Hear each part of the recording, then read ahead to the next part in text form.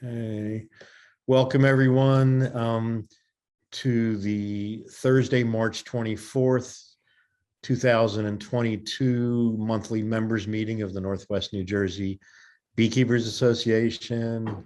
Thank you all for coming. I'm David Waldman, the current president, and we have a great presentation, albeit by Zoom tonight, from three of our own master beekeepers, of whom we are very proud to have as members and community members as well. Just some housekeeping. The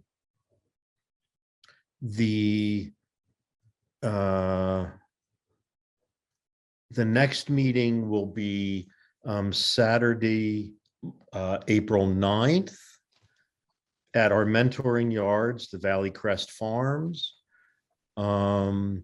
And we will be doing installations of packages received from Stan and Fran, who will have driven up the night before.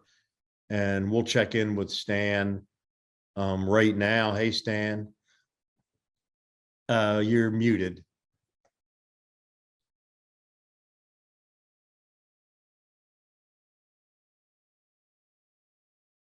You're still muted. There we go. Welcome, Stan and Fran. Thank you. Good to see you guys. How are we doing? Or is the scheduling and weather looking like we're going to be on schedule for Saturday, or do we know yet? Yes, it's still on. I haven't heard. Awesome. And we have a rain date Sunday. Down there been having. Okay, yeah. And we have a rain date Sunday. And are we set? Is it 11 o'clock? Is that our start time? Does that sound right, everybody? I believe it is. Okay.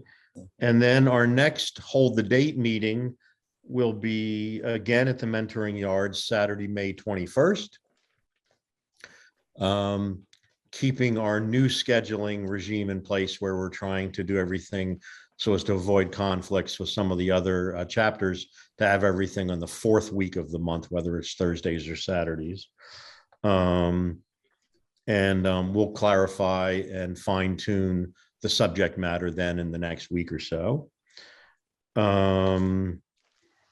Let's see, we have a new president and new officers at the New Jersey Beekeeping Association, with congratulations to Dave Elkner, who was someone we all respect and enjoy and like very much. A brief update on cottage food industries, which some of you might be following, which was somewhat controversial.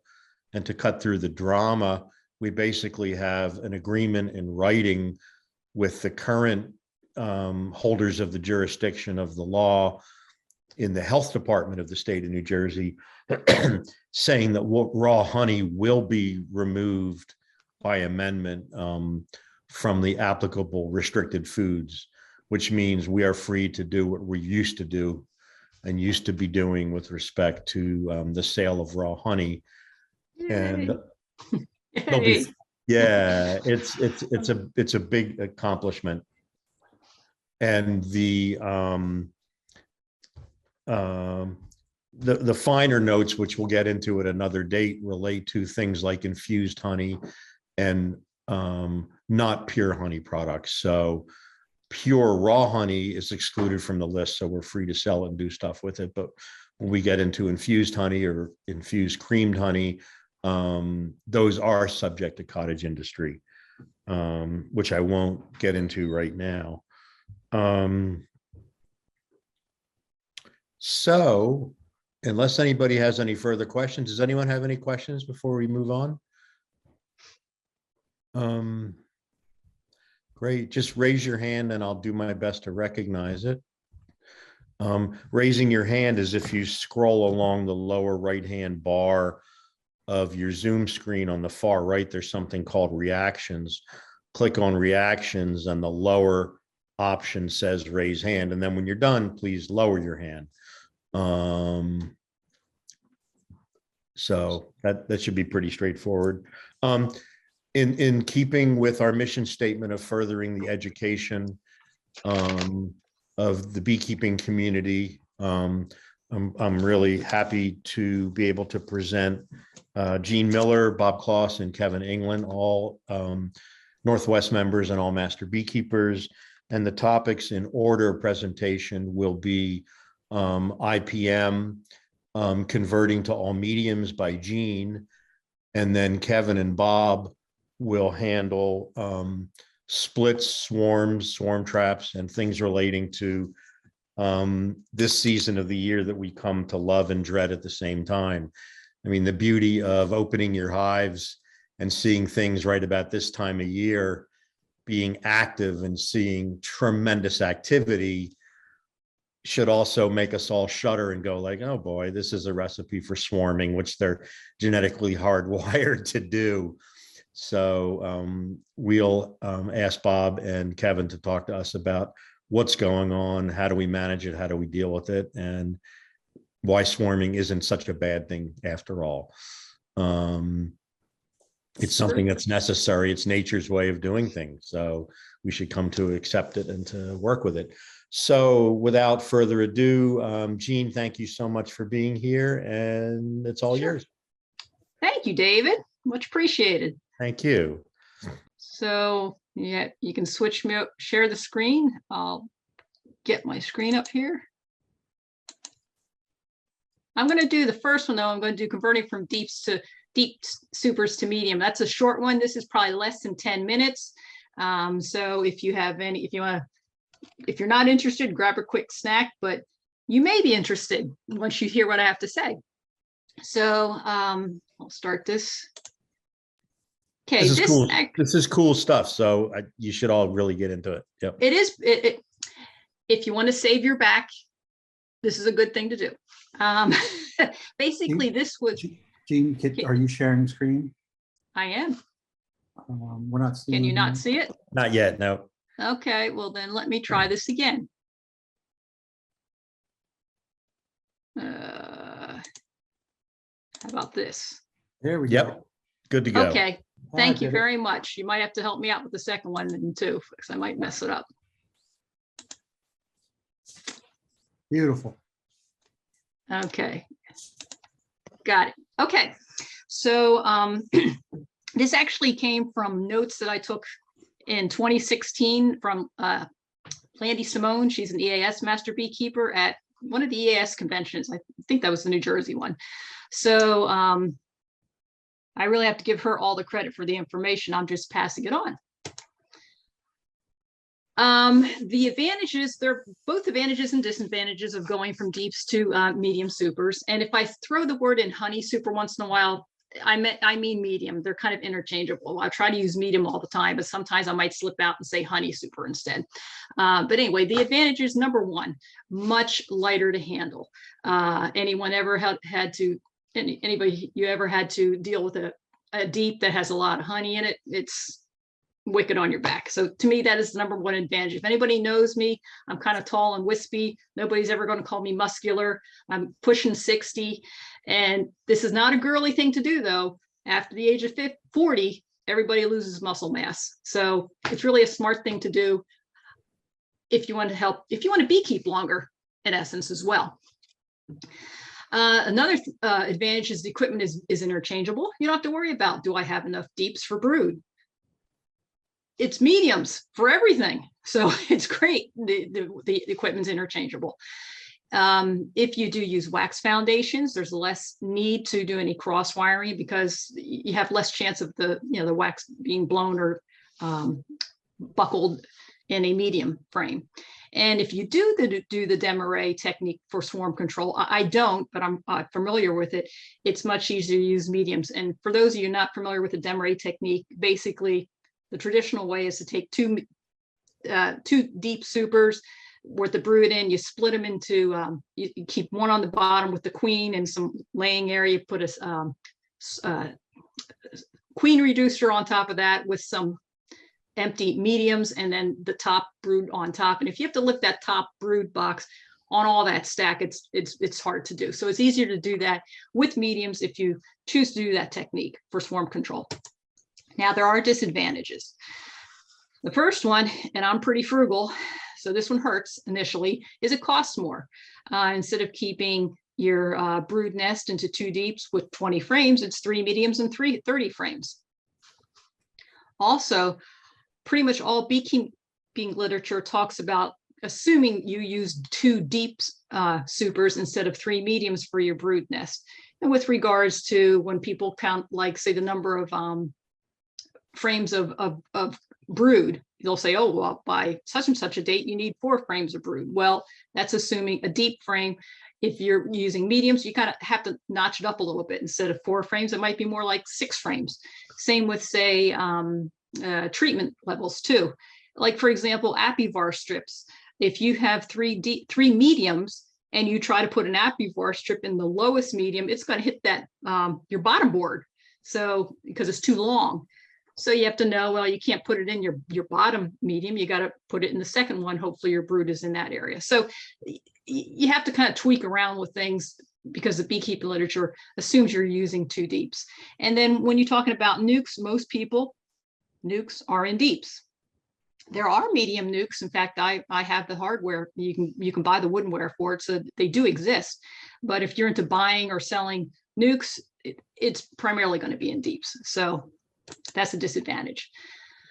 So when and are you going to start doing this type of conversion? Well, pretty much now is the time. And with your first real thorough inspection after winter, granted, most of us have kind of been in our hives maybe in March, but we're really going to dive deep into them, maybe equalize our resource and stuff starting April and so forth. Check out my my key over here. That anytime you see a black rectangle, that's the deep super, and the mediums are light blue, and then of course it's the queen and the brood nest. So we start out traditionally, if you have 2 deeps, the brood nest and queen are usually in the top deep. So what you're going to do is you're going to take that top deep, put it on the bottom, remove the lower one, which should be primarily empty, and put a medium on top. That medium should preferably have drawn comb, because if it's not, and you don't have that major nectar flow on, which you probably won't in April yet, just foundation or foundationless, they're not going to draw it out, and you would have to start feeding them like you would say a new package on foundation or foundationless. But hopefully you have drawn comb. It makes things go much easier. So, okay, that's your first step. Second step is the queen and brood will naturally start going up through the season. And once she and the bulk of the brood nest is now in the medium, you need to throw a queen excluder in between the deep, which just has maybe a little brood left in it, and put another medium, preferably with drawn comb, on top. So it's really just a very logical process. Your third step, once they've all moved up into the mediums, you can now remove that deep, which should be relatively empty, and top it off with another medium. And that's pretty much it, preferably again with drawn comb. Let's see. So now in the spring, next spring, once you have your 3 mediums, often you'll get a scenario like this where the queen and brood will be on the top. Not all beekeepers do a spring reversal. Some do and some don't. If you're inclined to do a spring reversal, this is how you would do it. You would take that top medium that has the queen and brood, put it on the bottom, take your lowest one, usually which should be your emptiest medium, put that in the middle, and then the middle one on top. Again, you need to make sure you have several frames of drawn comb directly above that queen for brood nest expansion. You don't want it be honey bound. But more often than not, when you run in 3 mediums, you'll find the queen and the brood kind of stuck between the top 2. Not a problem. You just take those top 2, move them down, and put your bottom one on top. Again, making sure there is drawn comb right above. You don't want this to be honey bound, or you're looking at a potential swarm situation. Now, this is something I've never done, but Landy says she does or has done. A way to do some swarm control in this, and this has only happened if it's later in the season. I'm talking, say, at least after mid-May, when you don't expect any really cold nights. I never, ever, ever would recommend breaking up the brood, except in this case, she does. If you have a huge cluster, she says you can break it up. This is, again, later in the season, lots of bees, lots of nectar coming in, and then put drawn comb, not foundation, not foundationless, definitely drawn comb in between. I think she's assuming this in case you have a lot of honey already up here and even a honey dome above this cluster. That's when she would do it. If I can interrupt, when you say not foundationless, you mean it could be foundationless, but it must be drawn foundationless. Is that what you mean? Yes. Thank you. Thank you. Yes. Thank you. So you didn't mean, I mean, there's no problem with using, as you know, I'm foundationless. So you're just saying, and this needs to be drawn comb, whether it's foundationless or not. Yeah. Okay. Got it. Thank you for the clarification. Yes, you definitely need drawn comb. I mean, it has to be drawn out. Yes. Whether you use foundationless frames or foundation. Okay.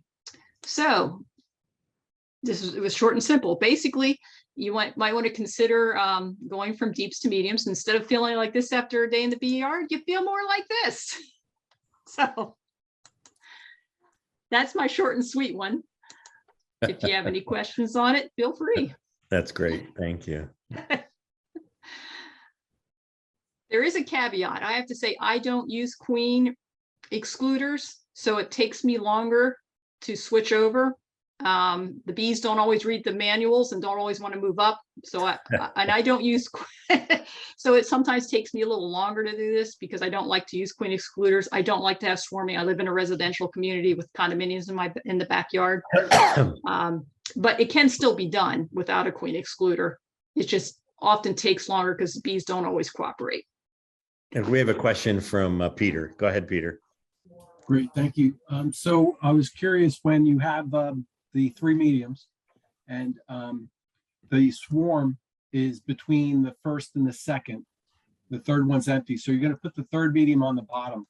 Do you actually separate the 2 mediums in between, or you try to move them together? Is it okay to actually break 1 and 2 apart? No, keep them together. See how I have 1 here and 2 below it? Here I have 1 here and 2 below it. So at no time do 1 and 2 become separated from one another? You shouldn't, because then you'll, if like you cut this in half and you put this on top, you'll have like instead of being a nice round circle of brood, you'll have like a half circle here and a half circle there. So you should try to keep them together. So even when moving them though, you would move Oh them yeah. as one unit?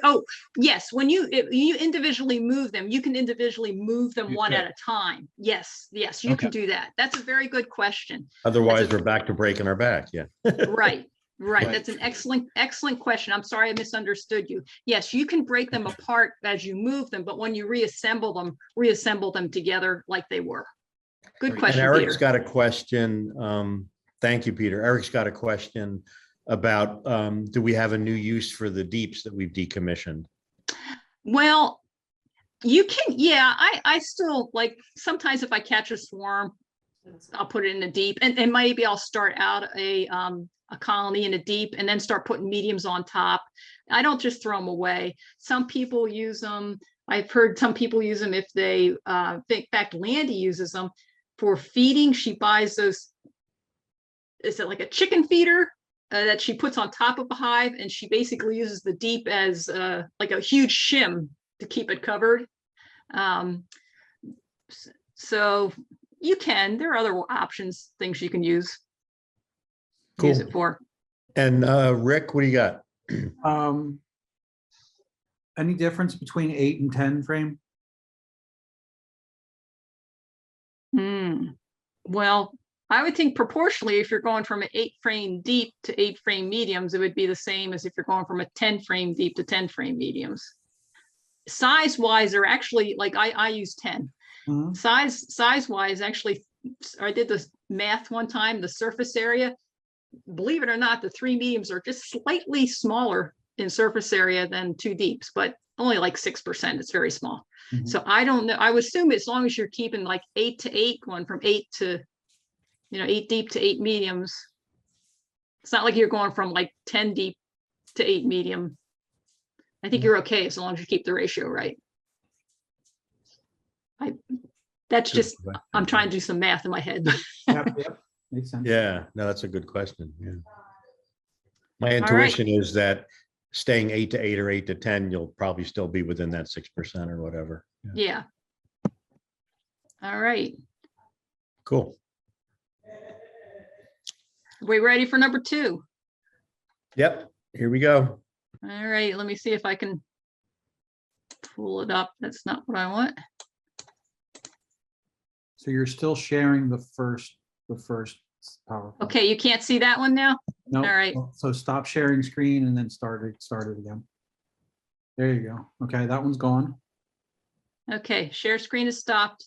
So now I got to share it again. Yep.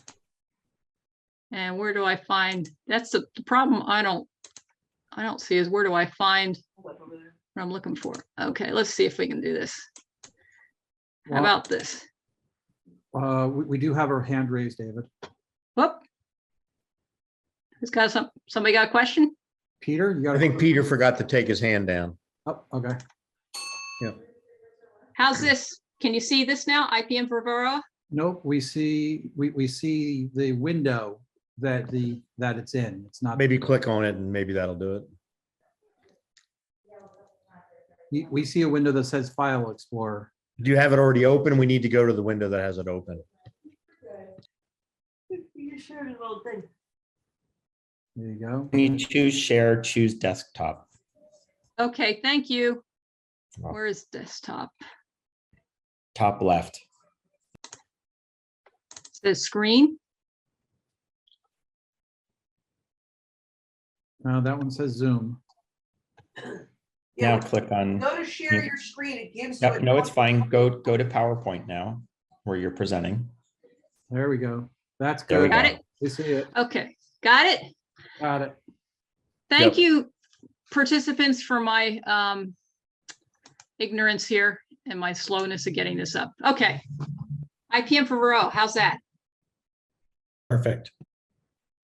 Thank you. Thank you, my tech friends.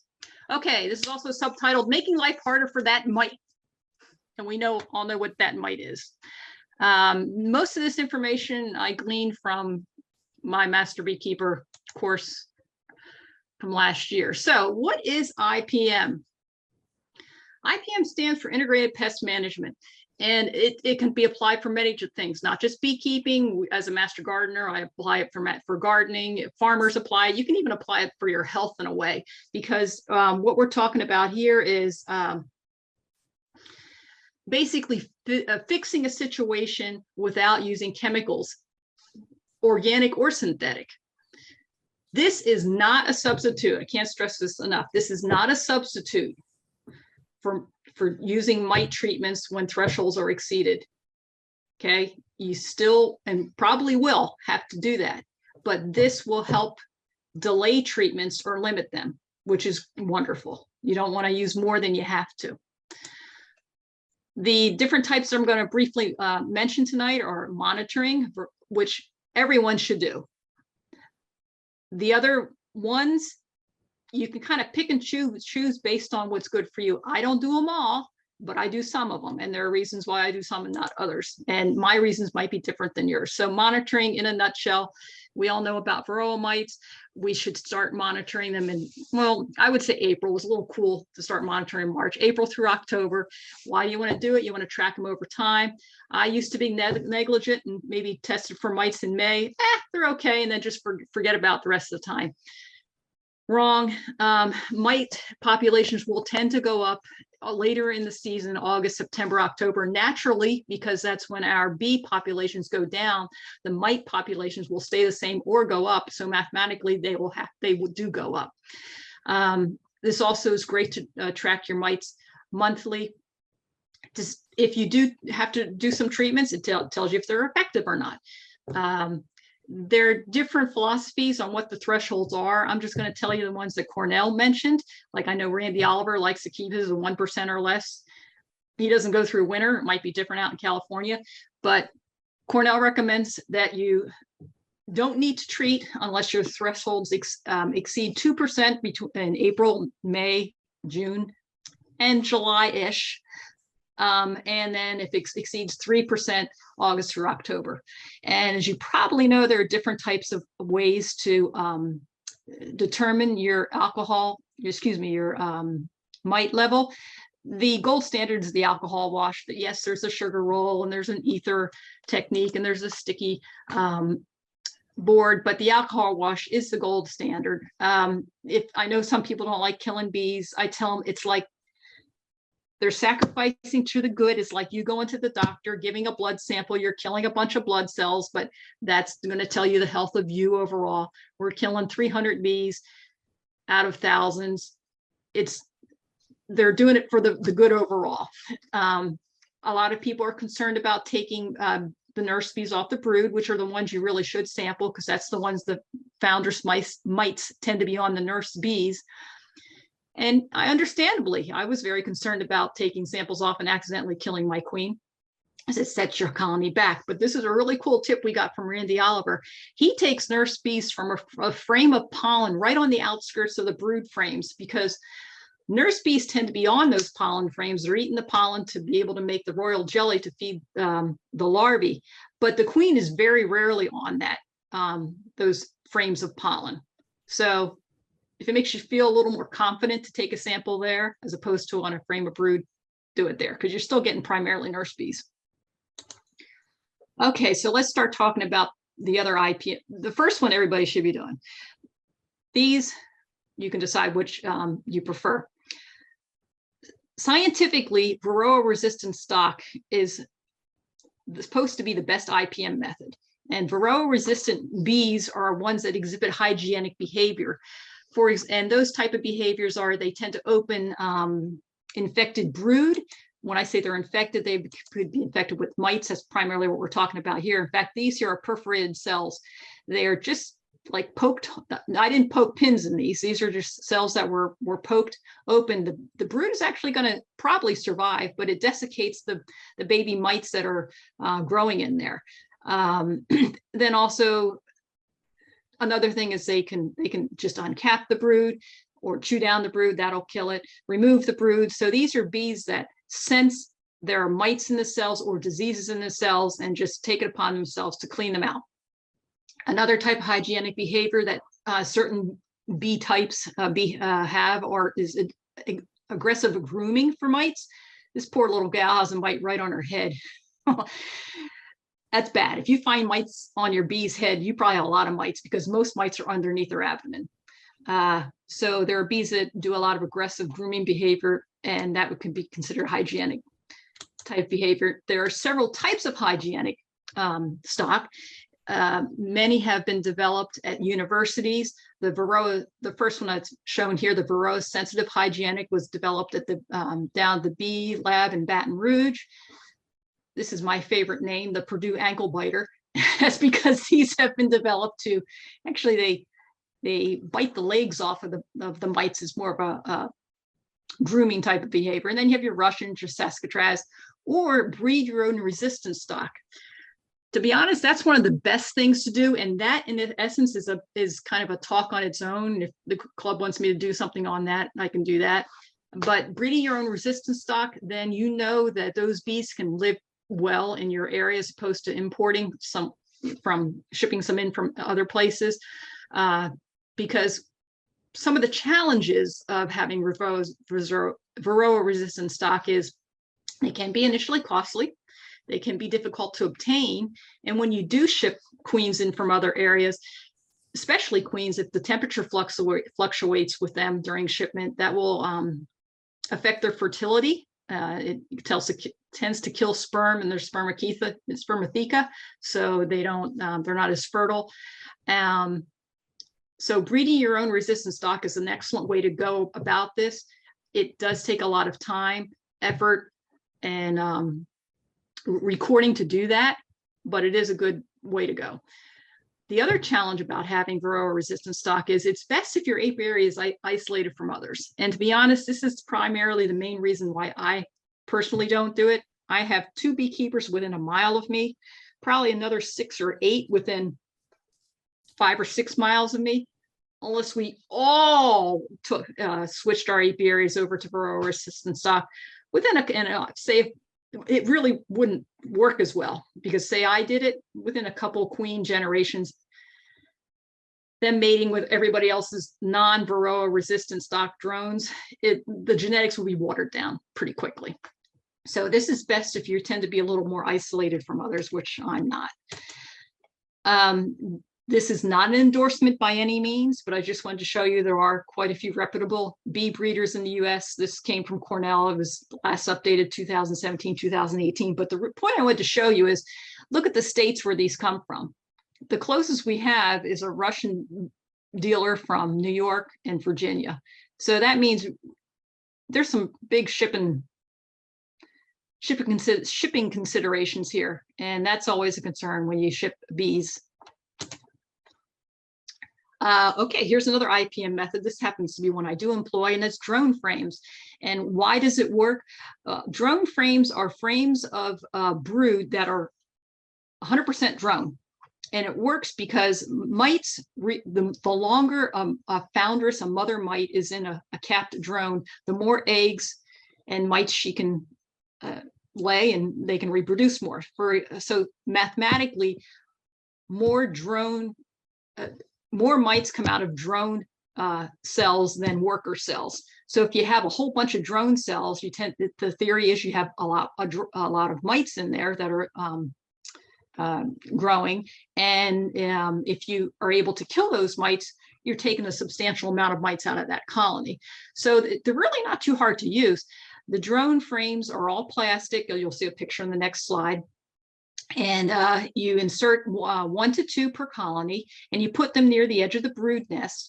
Once eggs are laid, now initially it takes time for them to draw out the drone frames, but once the eggs are starting to be laid, you remove them every 10 to 24 days. So you take a look at them, and it's when you have most of the drone brood is capped. Then you take it out, freeze it overnight. Take it out of your freezer, thaw it for a couple of hours, reinsert. The bees will clean out the dead drone brood and the mites. Now, the considerations for this is, if you're someone who raises queens, you don't want to do this, because queen rearers also need a good drone yard, so they're not going to be wanting to kill their drones. The other thing to consider is you don't want to do this if you don't have time in your schedule to remove the drone frames when they're capped. Because if you don't remove them and they all hatch out, you're kind of making things worse.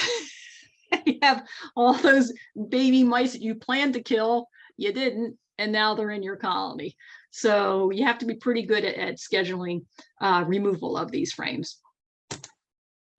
This is what they look like. Now, these are mediums. They do come in deeps. So if your brood nests are in deeps, in fact, most that are sold are probably deeps, but you can get them in mediums like I do, because I tend to use mediums. This is what it kind of looks like when you first get it. There's a little bit of wax on it, but essentially that's plain. Takes a while for them to draw it out. And then you put them in the number 2 or 3 position.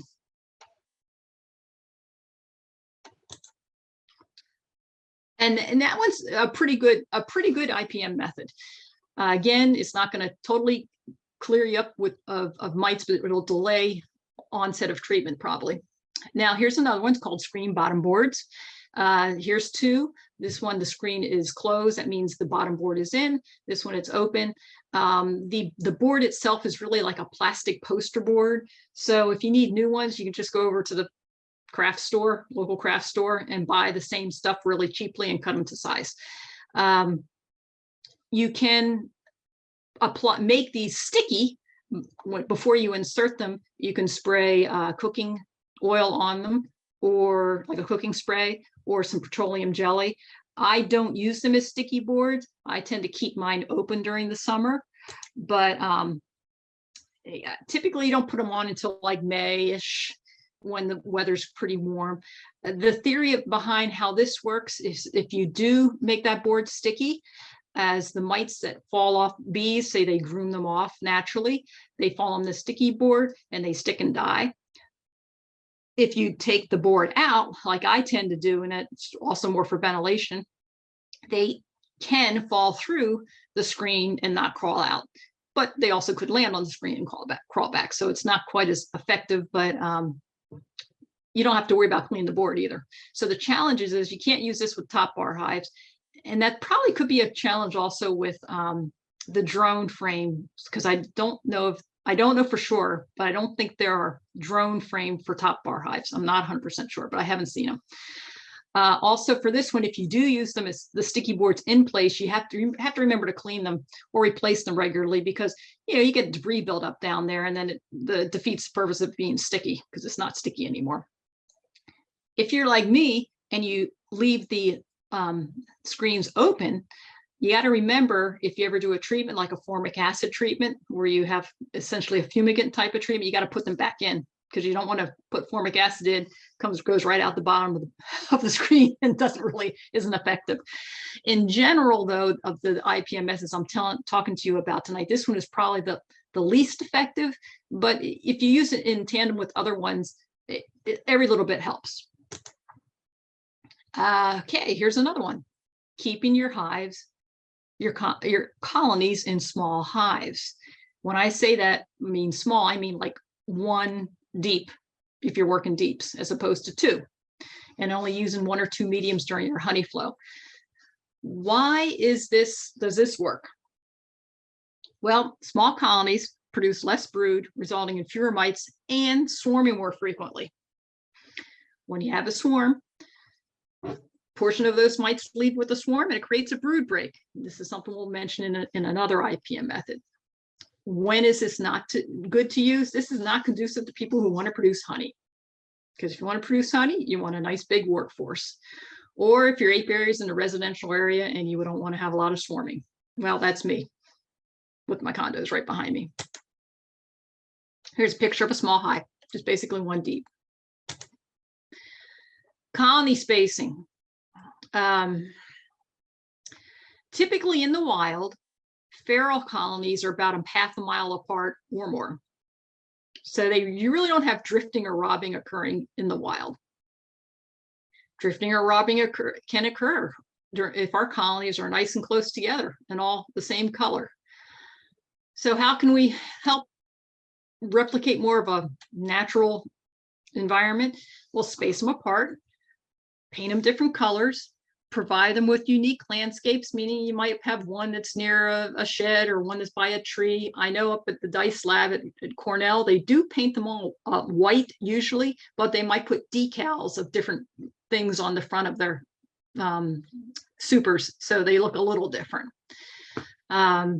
Basically, we want to try to reduce your drifting and robbing, because whenever bees rob or drift, and they do, especially the drifting, if they're close together, they can transfer Varroa mites and diseases to each other.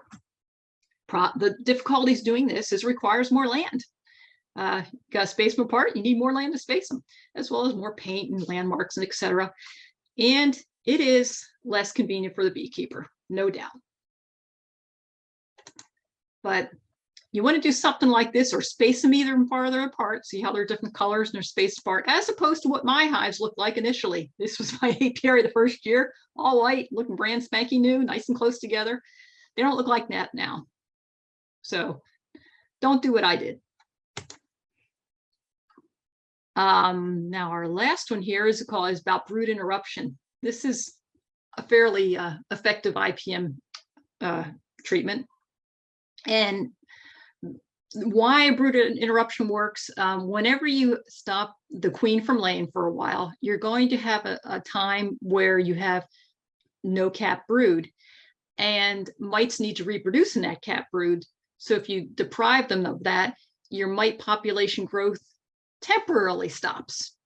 Okay, it doesn't totally eradicate the mites, because mites can live a few months, but at least temporarily stops it. And then there's several ways to do this.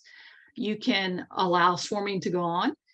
In fact, Tom Seeley, professor from Cornell, he just advocates swarming. He says swarming is so healthy for a hive, and it is. I mean, you get a new queen out of it, you get a brood break, you get a good proportion of the pests leave with the swarm.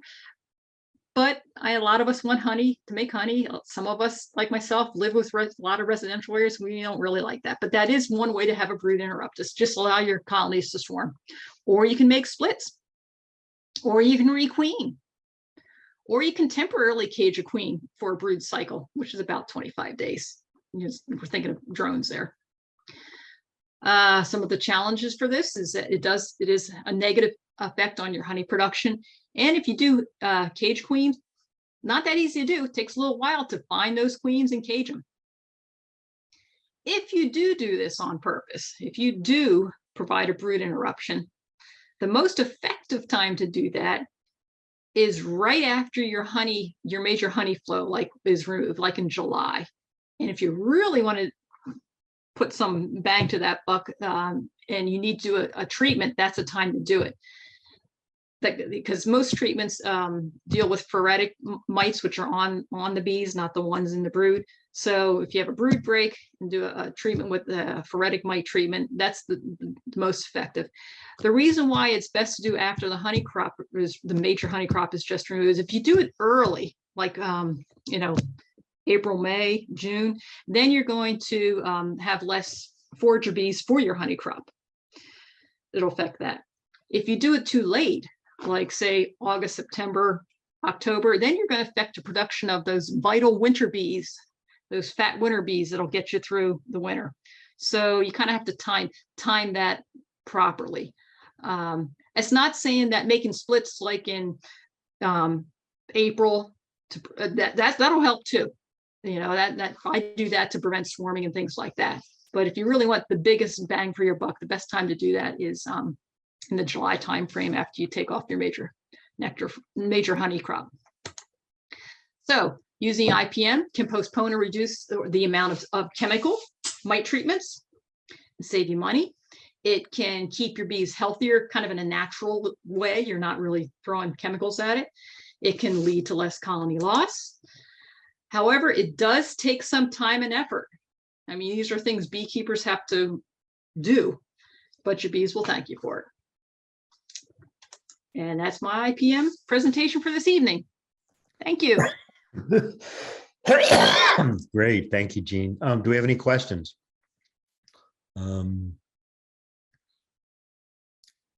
Excellent presentation.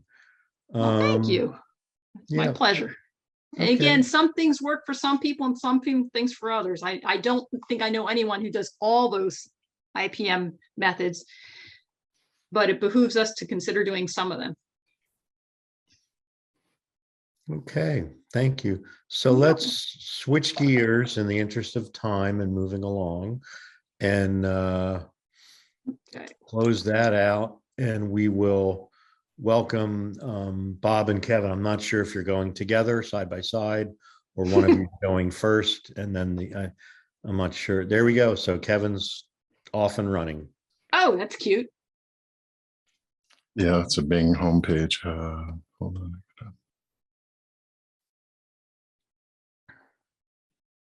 Is that like a toxic Brazilian frog or? That is whatever the Bing homepage is. I didn't look at it, see what it was. So, okay, one more click and switch. There we go. And you can see it, right? Yeah, we're good. Thank you. Okay. Hi, everybody. Welcome. Splits and swarms and castles, oh my. The way we're going to work this is I'm going to do the first half of this. Bob's going to do the second half. Both of us are going to chime in when we think one of us has missed something. One quick thing about the presentation is the slides are fairly verbose, but we're not going to read from the slides. But assuming while we're talking, you can scan them and then come back later when we post them up if you want to rewatch the presentation. And we'll be quick about things. First thing I wanted to get out of the way, though, is a little public service announcement. Next week from today, is the first management mentoring meeting. If you're getting started in beekeeping or you're relatively new and want to get a little bit of a sense of how things work, you can come join us. The details to connect to the Zoom meeting are on the homepage. Quick overview of the program on the first night. we'll run through the things that we can talk about, and we'll just do Q&A. Some of you are already up to your necks in it. You know, in this COVID year, it's kind of strange. Kevin, quick I know that- question. You have March 24th. Today's March 24th. Oh, sorry, my bad. 31st. 31, just- yeah. I just typed this. Okay. So it's a week from tonight. You know the date. Thanks. This bar up here, is that showing up in your?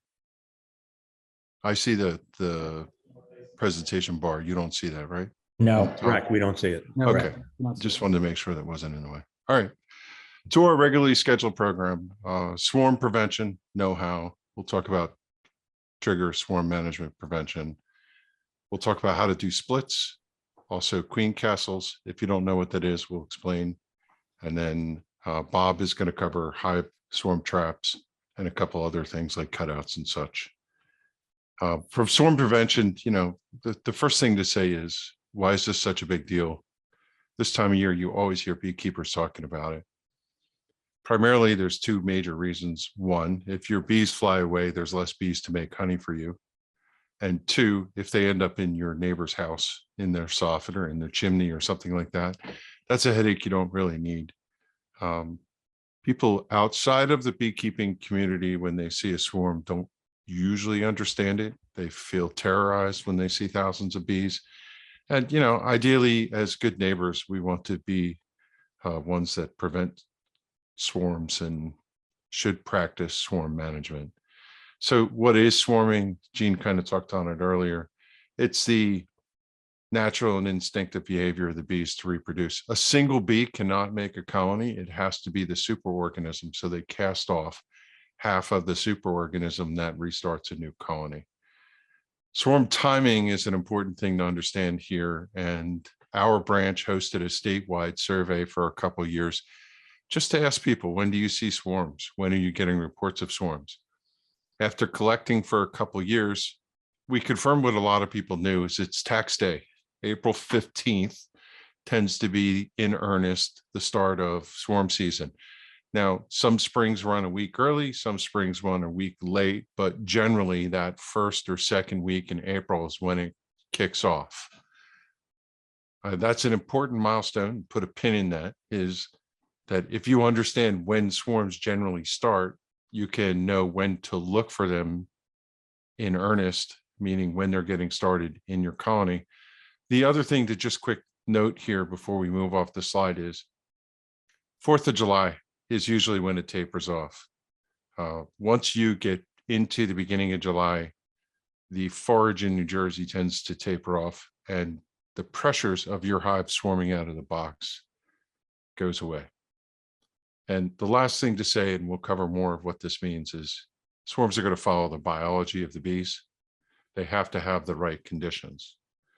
So triggers and conditions are indicators that swarm prep's underway. And remember what I said, April 15th, 10 to 20 days prior to the swarm season is when you should see things happening in your hives. Somebody recently posted something on Facebook that they opened their hive and they saw queen cells, which I find astonishing, and they were in New Jersey. I don't know whether they read that wrong or it just seems too cold and too early yet for that to be there. But if you look down at the bottom, the last clause is every colony is like a child, and some of them do things differently. They're just swarmy by nature, and maybe that one wants a head start. The reality is you need to go in your hives, read the signs, and then understand what comes next. You have to know that in order for a hive to swarm, it has to have specific things. It's got to be a working established colony. It has to have a mix of bees. There has to be drones in there. Why does there have to be drones? Because the queen leaves with the swarm. That's the way it works. And when the queen leaves, she's going to leave her daughters in charge. When her daughters emerge, they are virgins and they have to go out and get mated. For them to get mated, there has to be drones.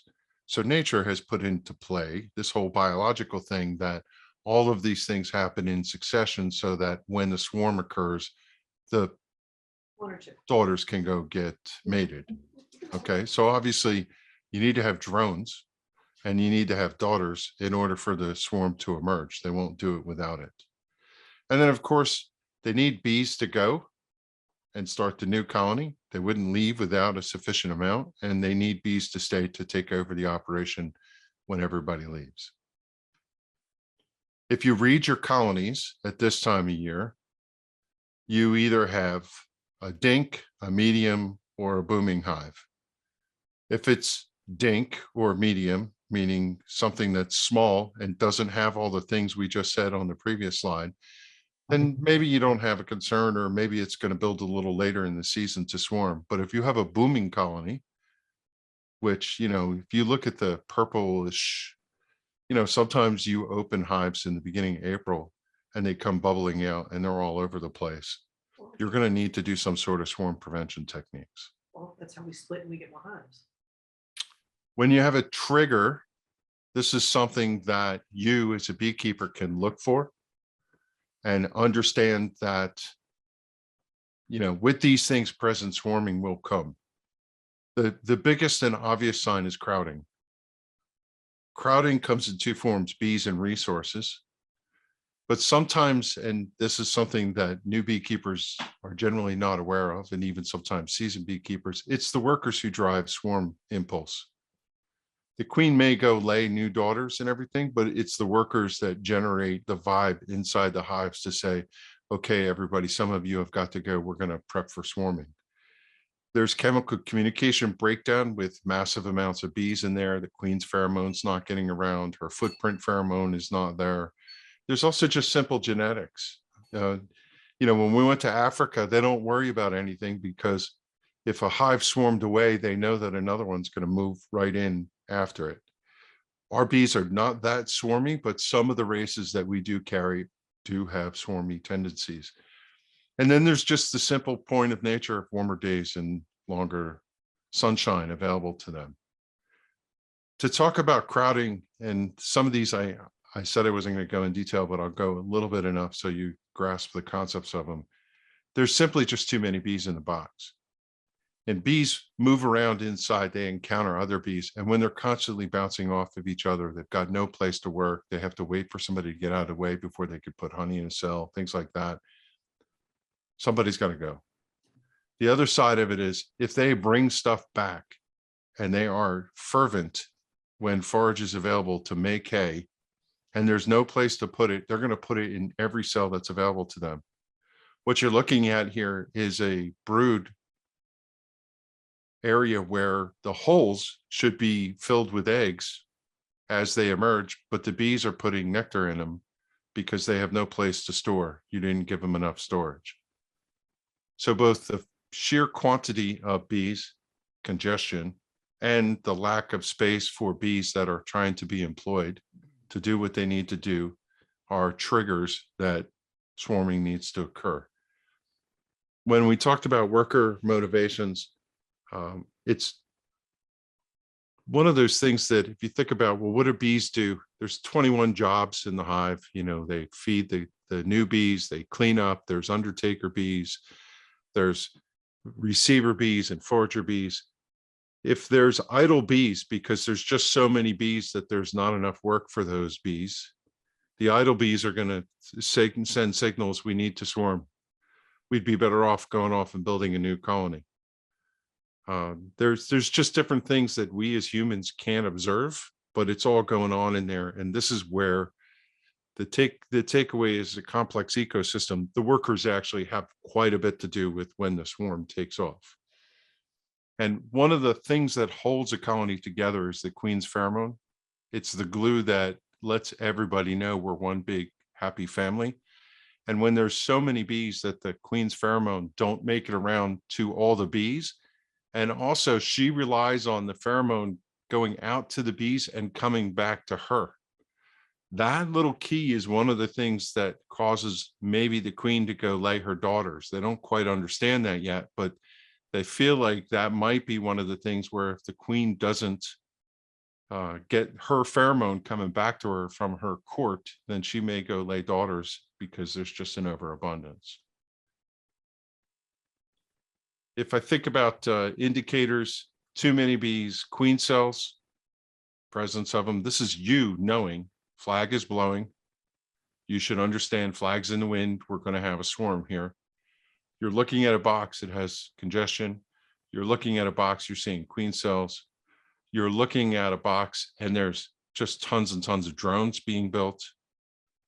There's white wax. Maybe you know in the back of your head your queen is old. Older queens tend to be a little more swarmy. She's a second year or third year queen. One late sign that you could see is the listlessness. When everybody's taking a pause inside the colony because they're chowing down, they need to feed before they leave in case when they fly out, they don't go directly to their house. They can sustain themselves until they get to their nest. You'll know that a hive that was booming yesterday all of a sudden is quiet, and then the following day it's going to swarm. That's a very late stage. Now, one thing I want you to know about white wax. At 6 days of age, a young bee will develop its wax glands. When you have the queen laying like crazy from February, March, April, and there's tons of new bees, you're going to have a large subset of bees that are 6 days old and their wax glands have developed. That's great for the swarm that leaves because they'll be able to build the comb in the new home. But when they're in a colony that has 20 frames of comb already and everything's built out, they're going to start depositing that wax all over, and you'll see white wax deposits on top of the frames. And sometimes on the margins and sometimes up in, against the inner cover and such. You know that you have prime condition of all these young bees that are ready to go out to swarm. Those are all indicators. If you know you have congestion and indicators and all of these things, then you should be taking action. And the question is, and we'll pivot now to what can you do? And we'll go through this list of techniques for I see all these signs and I need to do something about it to prevent it. The first thing is coming out of winter. This is a very customary thing to do. The brood will move up into the top box. And in order for them not to seem crowded, you want to do a reversal. You simply just take the top box, pull it off, pull the bottom box off the bottom board, put the top box on the bottom board, and return the bottom box over top of it, spring reversal. Now, a lot of times people ask, when should this be done? I've been waiting for the first account of somebody telling me they've already done this. I heard it yesterday. It's a little early. If you get to the days where it's 45 degrees and colder at night, the bees will cluster. They'll come together to try and stay warm. So what I like to say is I look at the weather, and when I see those days where I have overnights that are warmer than 40, 45 degrees, then I might consider this. The penalty for doing the switch is you break all the seals. And when it's cold, the bees can't repair the propolis that seals the boxes out that prevents the drafts from coming through. Now, somebody told me last night, and I was trying to find that before it got jumped in here. We have a 20-degree night on the forecast coming up. It's still going to be pretty cold in the next couple of days, so be careful with those. Now, Jean talked about this earlier. If you have a brood chamber, a nest, that is big enough coming out of winter that it spans into the bottom box, don't split it. Now, I want you to consider the condition on the right-hand side, where if you split it and you had some of the brood nests in the top of the box and you got that 20-degree day, anything that was going on up there, those bees are going to retreat and come down to the mass at the brood and leave whatever it is up there to die. So the better idea is to do this. If they're split across the boxes, as much as we like to say bees build up, they will build down, they will build whatever space, just leave them be. Don't do a reversal. Okay. This is a brood expansion measure. If you are facing a massive colony right from the get-go and you want to do something about it, you can make the brood nest 3 boxes. You're just simply going to add another box, and If you want to entice them to, have a little more space, you can bring every other frame up. This is one option. But, this shows every other frame and the bees will pass through. This is something you might do a little bit later in the spring. The better option would be this one, the pyramid approach. The reason being is you're taking some of the outside frames of that really congested box and you're putting them up above. Here, if it's a little bit cooler, the heat is going to transcribe right up through the center of the box. And it'll keep the center frames warmer. And if you happen to have some of those off nights where it's 20 degrees, 30 degrees, this colony on the right would do a little bit better. Either one of them are perfectly viable though for a spring approach. Now, sometimes when you have a massive hive on the right and sitting right next to it is a hive that didn't do so well, the other thing that you could do to relieve some of the pressure is just swap some of the frames between them. Take brood in all stages, bias, without the queen, of course, and give it to the hive on the left. And take the frames that you put them in and move them over to the right. Now, when you're moving things out of the right side hive, consolidate everything to the middle and do the same thing on the left side hive. Try to consolidate the brood towards the center of the box so that it can maintain the heat through the middle. But equalization is another opportunity. And what this does is it relieves the congestion and all the other stuff that we talked about in the right side hive, and it props up the one on the left to help them in cooler conditions, and they may take off better if they have more resources. In the same way that you have hive congestion, you may have honey storage congestion. I went through a couple of my hives and they still have 60 pounds of honey in them. Cap frames, 4, 5, 6 frames of cap, both sides. Before the nectar flow starts, now right now you have goldenrod, you have crocus out there, you have snowdrops, you see pussy willow is bloomed. They do have some nectar, but that's not the same thing as an apple tree bloom and tree buds going on. That's right around the corner. Before that occurs, you want to put the honey boxes on and give them a chance to explore the space. Preferably you have drawn comb up there for honey supers, but this is advisable pretty soon, like 1st of April, if not sooner. One of the indicator plants in our area is forsythia. If you drive all over the place, even though the bees don't use it, that's when game is on in New Jersey. And if you're going to add this, do consider an upper entrance so that if they're going to use that top storage area, they can come right in and go right up into the honey area. They don't have to come into the main entrance and walk through the brood chamber, which is congestion and a swarm problem. Right, another indicator. So give them an upper entrance. There's another similar technique to just giving them space called checkerboarding. It takes off on the thing we saw a little bit earlier. Put a honey box on and move every other honey frame up. This opens channels through the honey dome, and it also puts honey up in the top box and entices the bees to come up and build that box out with honey. You do this again right when the nectar flow is going to start. Kevin, those new frames, does it matter if they have comb or not? If you did have comb on them, like what you see here, that would be better. So you want to think about the nurse bees are primarily going to hang down into the nest. And if you want to build comb foundation, you would put it down somewhere in the vicinity of the nest, not up in the honey box. But when you have a plethora of bees and they're the right age, they'll build comb in any place you have.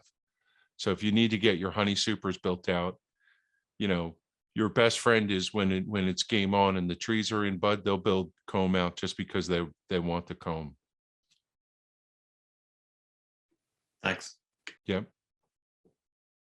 This technique is called checkerboarding. It was invented by Walter Wright.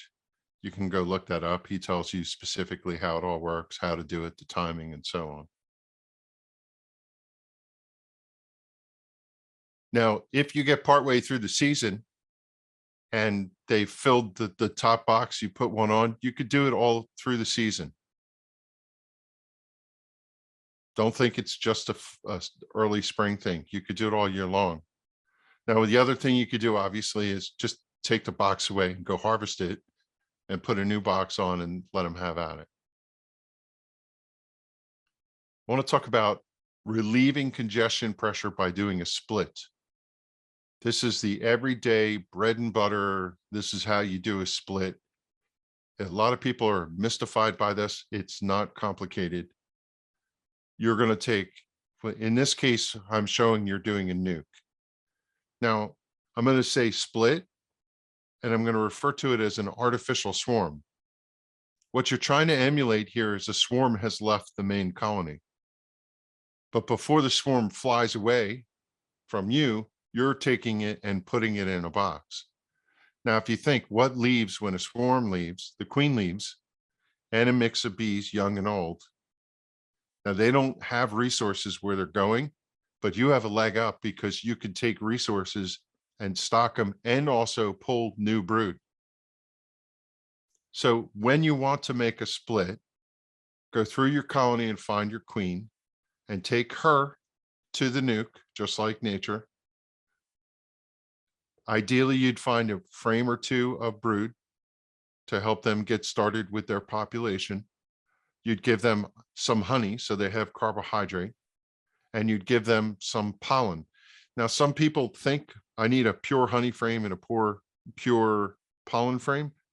You don't. You need a frame that has honey and pollen. If they're mixed together, that's perfectly fine too.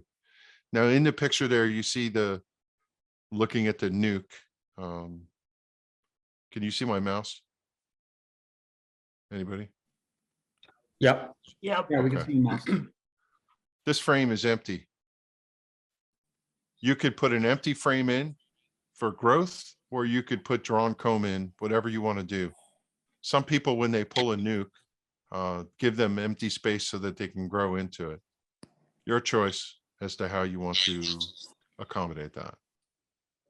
So this is just a simple, everyday, basic split. Now, if you think about the way the world works, and you have one of these booming hives, and you're in there looking for days to try and find the queen, or you're not great at finding queen, or, you know, even seasoned beekeepers in the spring with a box loaded can't find it, there's an easier way.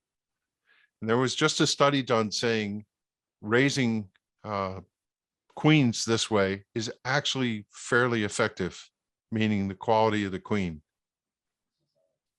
I have box 1 and box 2 on the left-hand side. I simply take box 2 off, put it on a new bottom board, and I put the roof on it. Now, in this case, the queen happened to be in box 2, so that one gets the queen. On the one on the left, no queen, but presumably if the thing is loaded with a plethora of bees, you have brood operating in the box, and they'll make themselves a queen. So if you're not good at finding a queen colony, you have our permission to go ahead and do what's called a walk-away split. Easiest way to go. You want to do this early so that the time it takes for the queen to, you know, be cultured by the bees, go out, get mated, and come back and start that colony, which is colony 1, happens during the nectar flow. So that, you know, as the nectar flow goes through to July, they have enough time to build up to something that can overwinter. They may even make you honey if you do it early. So this is, you know, generally like first week in April, second week in April, when the hive is fully full. You don't want to do it in, you know, late May. Okay. I'm going to talk real quick about a queen castle. Just a quick introduction before I talk about how to use one. You see it's a normal box. Sometimes people build dedicated hardware. They cut channels in it and they put dividers. The dividers run from the floor to the ceiling. Each one of the chambers that gets created has an entrance. If you're looking at the top picture on the right, this is an entrance and that's an entrance. And that hole is the entrance for this chamber out the back. These holes are screened and they're for ventilation. And you put the lids on. The concept of this is you have 3 separate colonies living in one box. If you see these in catalogs or custom made, this one happened to be a picture off of BSource. They come in 3 and 4, usually, compartments. The way you use this for swarm management is, let's say you're too late. You went into your colony, you didn't get into it, and you found queen cells all over the place. You're going to go and take your queen cells out and distribute them into your queen castle. You can give them 2, 3, whatever you find.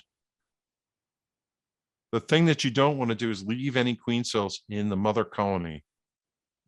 When you're done, it looks like this. The queen castle gets queen cells drawn or started on the right side, 1, 2, 3, however many you give them, plus resources, similar to making the nuke. And you've stripped out 9 frames out of the mother colony. Hopefully you can replace them with drawn comb. That's not too dissimilar than artificial swarm, with the exception of one thing. The queen is still there. So you say to yourself, well, won't the queen swarm? The concept here is, remember, they needed all those specific conditions. They needed lots of bees and lots of brood, and you've just stripped them of a major amount of resources. You've taken them from a booming colony to a runty colony or a moderate colony.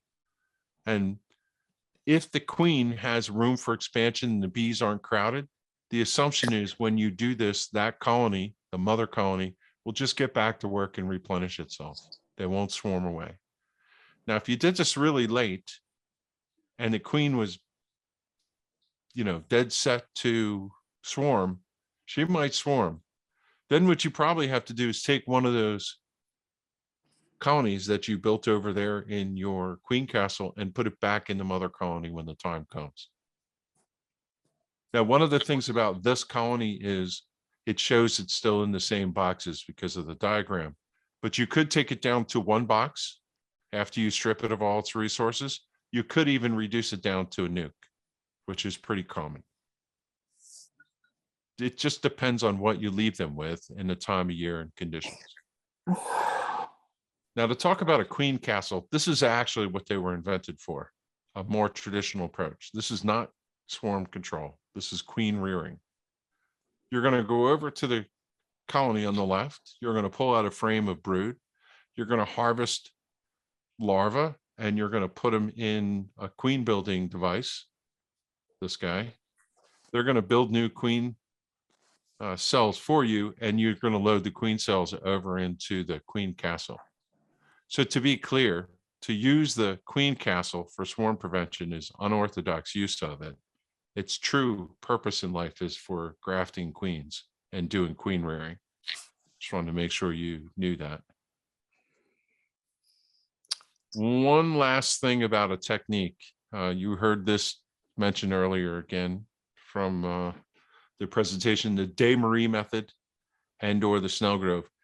They're pretty complicated. There are multiple steps, and there's also a lot of variations of how they work. The general gist is you take the queen cells and you put them up in a colony above the master, and you either manipulate them by killing them or you let them go and you create a second colony. There's a steps. If you want to look it up, you can find it. I'm just showing you the picture here so that you know this is a swarm technique, swarm prevention technique. And if you know what you're doing, this is a pretty effective thing to do. All's well and good until one gets away. If you come in and you find out that your colony has swarmed, you just got to keep an eye on it. Nature has a way of reproducing itself. And in theory, your colony should be perfectly fine. It's just going to get stunted a little bit. The new queens will be reared. They'll go out, get mated. They'll come back. They'll start laying and everything kicks off again. You need to, though, make sure that you keep an eye on that colony and inspect it occasionally to ensure that the queen did get mated and that you start to see eggs and the colony comes back to right. If in time the colony population starts to dwindle, you can wait and be really kind of lag on this, but eventually you're going to have to take action and supply them a queen. If you don't, you're going to get a drone laying community, and you'll have a mess on your hands. Don't be surprised if this colony that swarmed all of a sudden starts packing in resources.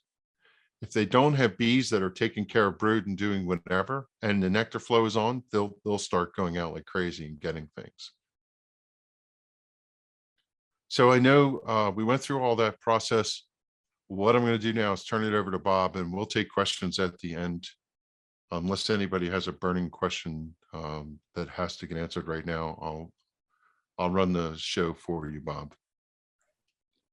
Great, thanks, Kevin. Okay, so we're going to talk a little bit about collecting swarms. Collecting swarms is one of the most fun parts of beekeeping for a couple of reasons. One, it's free bees. That's the best part. Number two is the bees are usually very docile. And number three, it's a great opportunity to interact with people and teach them about bees.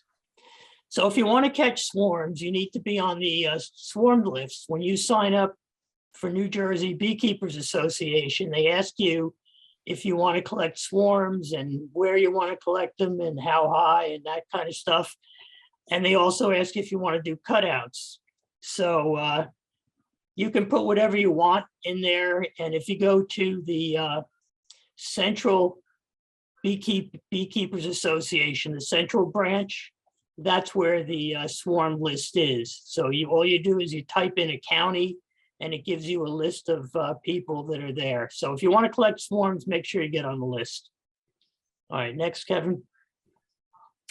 Okay, pre-plan. So during swarm season, basically I have everything that I need to catch swarms in my truck, because you want to get there and you want to get there as soon as possible. So just all the things we talked about, a bee brush, a ladder, my bee vac, everything you have. Most important thing when you get a swarm call, the first thing you need to do is ask people, send me a photo. And why is that? It's because most people don't know the difference between bees and wasps, right? So you don't want to go running all the way out there and find out it's a yellow jacket nest or a bald-faced hornet's nest, right? So ask for a photo just to make sure that they're honeybees, or ask them where they are. If they tell you they're in the ground, they're probably not honeybees, right? Okay, next, Kevin.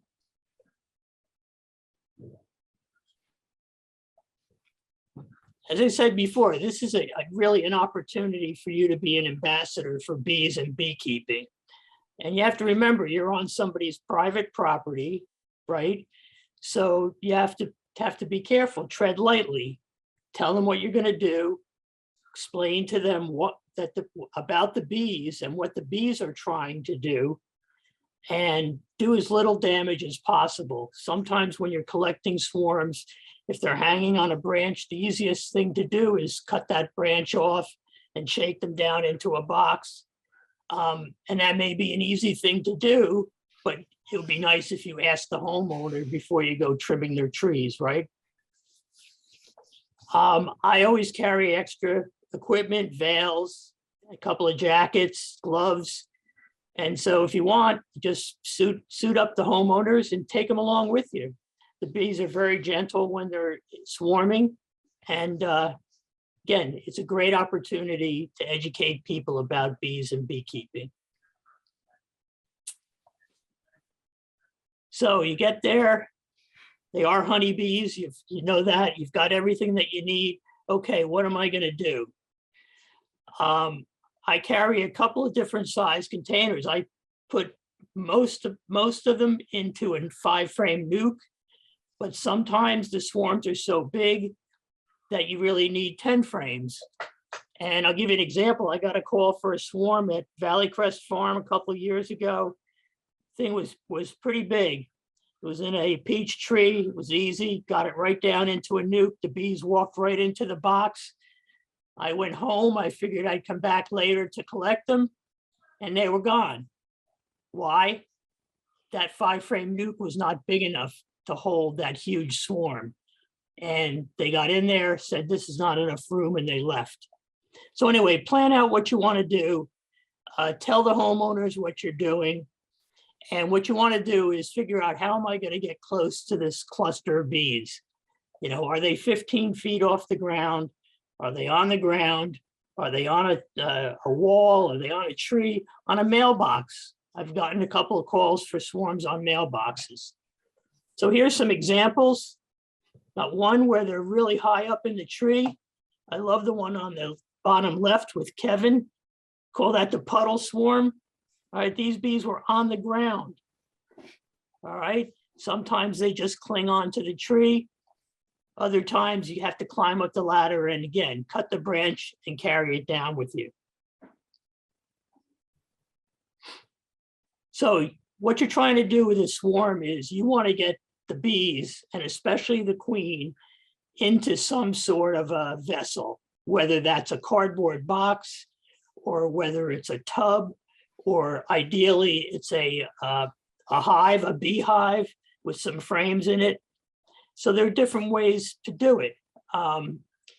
You can vacuum them, you can shake them down. Sometimes you have to use a ladder. Other times you can use a container that's on a pole. Another thing is you can use old comb. If you can't get too clean, say you can't get a bucket up to where they are, if you can get a piece of comb up into that swarm, they'll walk right onto that old comb and you'll bring them down. Okay, we'll talk about cutouts a little bit later. So the most important thing with a swarm is what? You want to make sure you get the queen, and you want to try to get as many of the bees as you can. You want to get them home, and you want to put them into a hive. Okay, next. So here's a picture. As I said, you can use any container. This happens to be a plastic container. So you're just going to get them down into that, and then you're going to put them into a hive. Other times, like the bottom picture, you're going to shake them directly into the hive that has comb in it. And if you look at that swarm, the queen is right in the middle of there, right? She's in the center. Sometimes she's walking on the outside, but most of the time she's buried in there pretty deeply. So when you drop that swarm down, the queen's going to fall down with them. One of the things you can do to prevent the bees from flying is spray them with a little bit of sugar water. It does a couple of things. They start grooming each other a little bit, but it also, the main thing is it really prevents them from flying. And when you shake them, they'll come down in a big clump. Next. Yeah, so sometimes they are harder than others. When it's up against a tree like this would be an ideal place if you had a vacuum to vacuum them off. But if you don't have a vacuum, you take your brush out and you brush them into a container. The bottom one is our past president, Jim McCauley, hiving a pretty good sized swarm where he just clipped the branch off and he's about to shake it down. He'll probably just take that whole branch and just set it down. Doesn't even have to shake it. Just put it right into the hive and let the bees walk onto the comb. Next. So here's a couple of different ones. This is a container that's on the end of a pole. You can see how high you can get with that. You don't have to be on a ladder.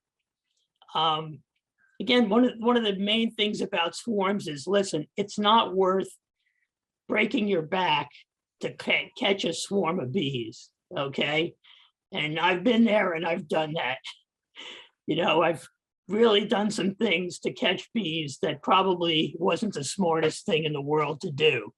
So remember, they're just bees. And if you're going to put yourself at risk of serious injury by trying to go up way up on a ladder to catch the bees, think twice about it.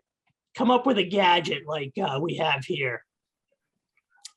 Most important thing, like I said, is to get the queen in the box. Once you get her in the box, the bees will start scenting. The bottom picture here, you can see they put their little butts up in the air. That exposes the Nasonov gland They give off a pheromone that basically says to the other bees, hey, come on over here. Queen is over here. This is where we're going. Next. Once you get the queen in the box, and this is one of the coolest things about catching swarms, is the bees will walk right in. So these bees are in motion. The queen is in the box, and these bees are just walking right into the box for you. It's one of the really coolest things to see, one of the bee behaviors. Rather than fly in, they just walk in. Okay. Now you get them home, what are you going to do with them? You know, your main concern is that you don't want them leaving the box because they don't like, for whatever reason, they don't like it, right? You want them to stay. So the important thing is to make sure you close up the box before you get it home. Wanted to talk a little bit about ventilation because I'm going to confess one of my sins last year. I caught a swarm, a good sized swarm. It was about the middle of July. It was really pretty hot out. And I put it into a box and it had a little screened opening in the top and it had a little screen opening in the bottom. And I thought it had enough ventilation. I put it in my garage because it was late in the evening and I was going to install it the next day. And when I went in the next day, guess what? That swarm was dead. They just didn't have enough ventilation. So on the left, you can see this is a bucket that I made where I put some hardware cloth on the top.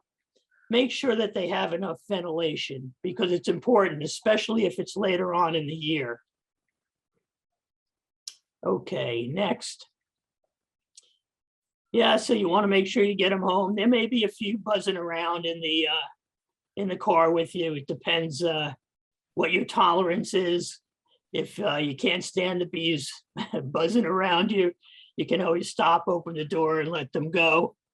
So again, most of the time they're up against the back window and it's not a problem. But if there's really a lot of them, you may even want to put a suit on. Yeah, you'll get some funny looks when you stop at a red light and people look over at you, but at least you'll be safe from the bees. Next. All right. So you want to put the bees where you're going to leave them, right? Because they're going to orient to that spot. The best thing to do is keep them closed up for a little while and open them up at night when they're not going to fly. Because then they're in there overnight.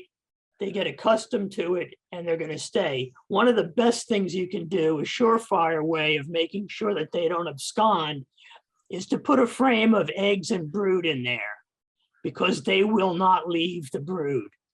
Okay, so you want to make sure, you know, after all this effort that you put in to get these bees and you get them home, last thing you want is to go out there tomorrow and see that the bees have left, they've absconded because they didn't like whatever box you gave them. Next. You have to just leave them alone for a while, let them get used to their new home. You know, you want to see, you got to remember that the bees at this point are really primed for making wax. Okay, that's what they want to do. And so if you want to get comb drawn, the best thing you can do is put some foundation in there and these bees will draw that foundation out in no time. If you got to make sure you have the queen, because if you don't, you're going to have to introduce another queen, okay? So you want to make sure there's evidence that she's laying, either you see her or you see eggs and young brood. Cutouts. Wait, I'll just chime in here and say, Yes. sometimes you grab a swarm and what we said is the queen leaves and takes the swarm. But sometimes after swarms leave with virgins. They don't have mated queens. And so when that colony gets in and you think you have a colony with a queen and it takes forever, be patient. You may have a queenless hive because the queen has to go out and get mated first. Yeah, so especially in secondary swarms, a lot of times you'll see there'll be multiple virgin queens, and I've caught swarms that have had as many as 5 virgin queens in them. Okay, so great point, Kevin. Next. Cutouts. So we look at it, you get there, and it's not a swarm. The bees are going through a little hole in the wall. You have to pull the wall apart to get them. You really have to say to yourself, is this something that I am able to do? Okay, cutouts are a really specialized operation, and you can do a lot of damage to a house if you really don't know what you're doing. So my 2 cents is, and I've done probably less than 5 cutouts in my career so far, more like 2 or 3. And that's just because they were really, really easy ones, or I did one in a house that was going to be demolished anyway. But you have to think twice about cutouts. What you want to do is leave this for the professionals, leave this for people that know what they're doing, because you're going to be cutting into somebody's house, and you need to find out where the bees are and make sure that you can get them out. So usually I refer them to Bee Man Rob. We have a couple of other people in the club that do cutouts, and leave this for the professionals. Swarm traps, my favorite thing. So rather than chasing swarms, it's really great when they just move in. So you put some swarm traps out. I actually had 2 hives last year that were abandoned that hives just moved, swarms just moved right into. So there were 2 I didn't even have to catch. But consider putting a couple out. You don't have to put 30 out like some of these people do, but put one in your yard, or 100 yards or so away, and you might be lucky and catch a swarm. I've caught a couple in my own yard. Best thing is about 100 yards. You need some old comb. You just need a frame or 2 of old comb in the box. The box that the size that Sealy recommended is about 10 gallons or 40 liters, which is about the size of a deep box. We were talking before about what would you do with your deep boxes if you convert it to all mediums. Well, the best thing you could do is make swarm traps out of them. They're ideal. Slap a piece of plywood on the bottom, cover on the top, drill a hole through the side. You put a couple of pieces of the raunchiest, darkest old comb that you have, spray a little bit of Swarm Commander or lemongrass oil. And again, more is not better in this situation. So if you're going to use these swarm lures, or you're going to use lemon oil, any kind of the lemon oils, just a little bit. If you put too much in, it actually acts as a repellent to the bees. And people say, well, where should I put it? Some people will tell you it has to be high up in the air, 10 feet in the air, 15 feet in the air. My experience has been that it doesn't really matter where you put it, up or down.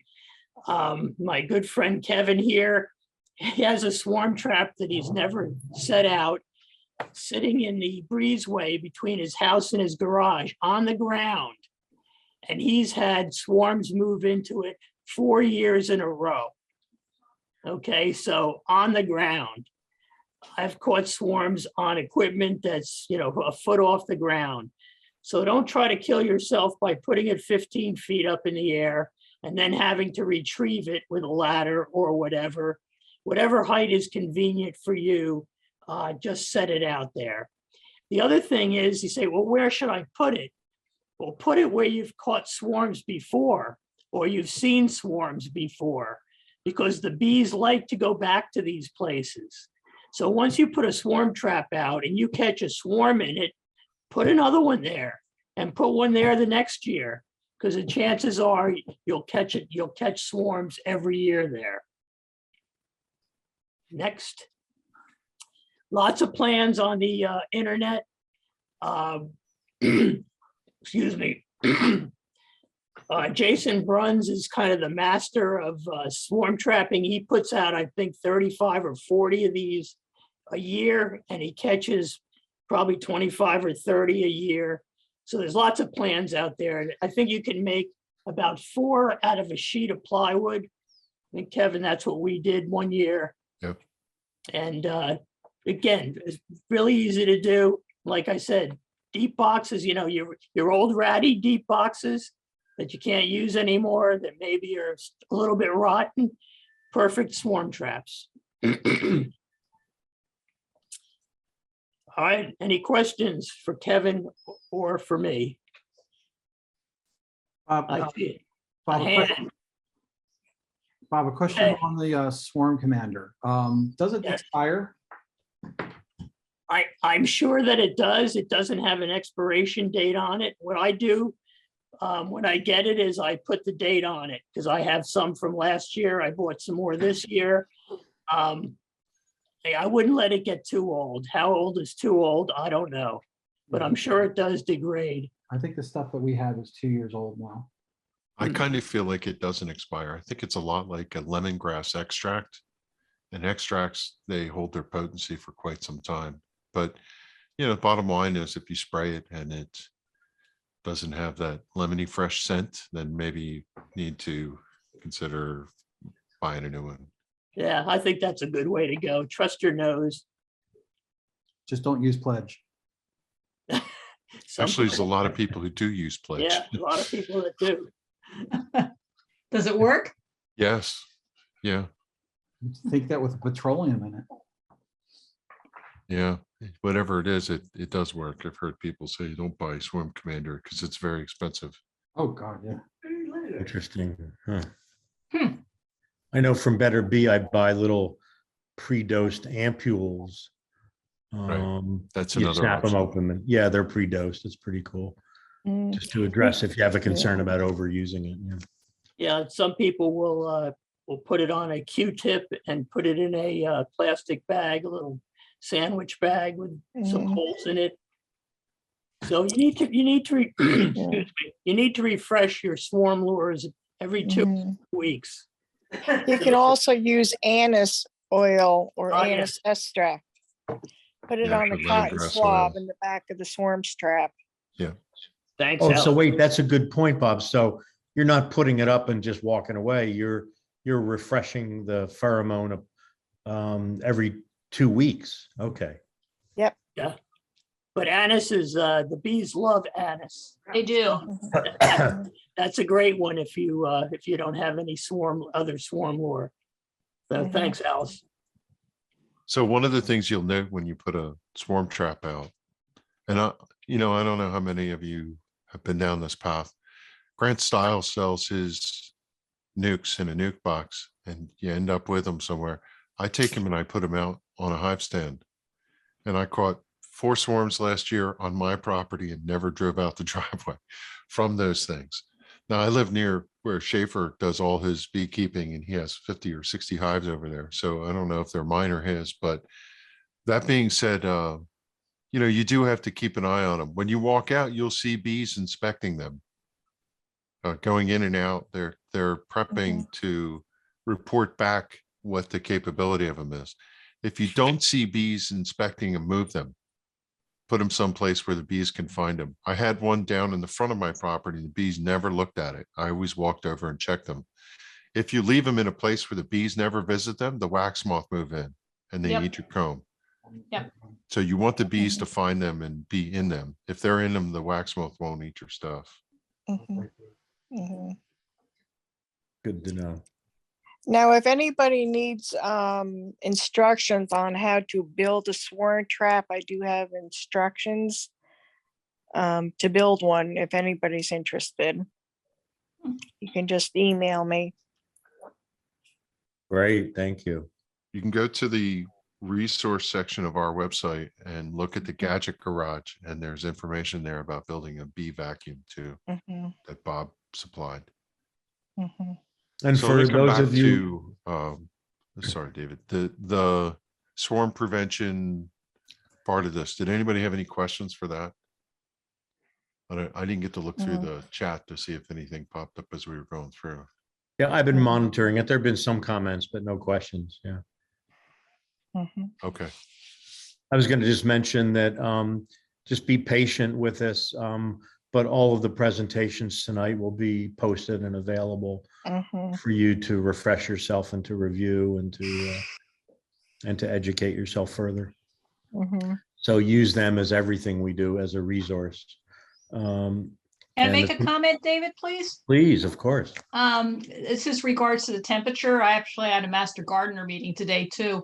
I do know that we are supposed to get some very low temperatures in the 20s. I think like Sunday, Monday, Tuesday, or Monday, Tuesday, Wednesday. Yeah. Yeah, I just checked. Yeah. Yeah, in fact, I think it's the New Jersey Ag has issued burning permits for orchards for those like those pots to keep, I forget what they're called, the smelt pots or whatever, to keep Mhm. the blossoms from not freezing, which would be, of course, horrible for the apples, peaches, whatever, cherries. If those blossoms freeze, it'll be bad for, of course, the farmers, and it'll be bad for the bees too. But because if they freeze and fall off, the bees aren't going to have any nectar from them and pollen. But thinking of that, I had a very small colony that made it through the winter, and I have shrunk them down. They were overwintered as 3 mediums. I shrunk them down to 2 mediums in anticipation of these cold nights. Because if you have instead of a booming colony, if you have a little colony and it's in a relatively big hive, and you get a cold night, they might have a hard time. So if you happen to have any small colonies right now, consider shrinking them down before this really cold wave comes through. Just a thought. Yeah, I'm in Hopewell, and an infomercial. We usually talk about how important it is to have a handy weather app on your phone. We should be very well addicted to and watching, as we all do, the weather and the forecast and stay ahead of it, so you can plan how you're going to spend your time doing what you need to do, whether it's windy or raining or too cold. So I'm in Hopewell, and Sundays 29 to 47, Mondays 25 to 39, Tuesdays 23 to 47, Wednesdays 23 to 49. So this whole next 4 days or so they're going to be nasty. Cold, yeah. Yeah, So so just be careful. don't be reversing any. No spring reversals now. or Yeah, no anything like that. checkerboards, no pyramid, none of that stuff. Yeah. Yeah. And an infomercial, if any of you are curious, I think it might have been Kevin that told me about it, but Dark Sky is one of my favorite weather apps. It's pretty darn good.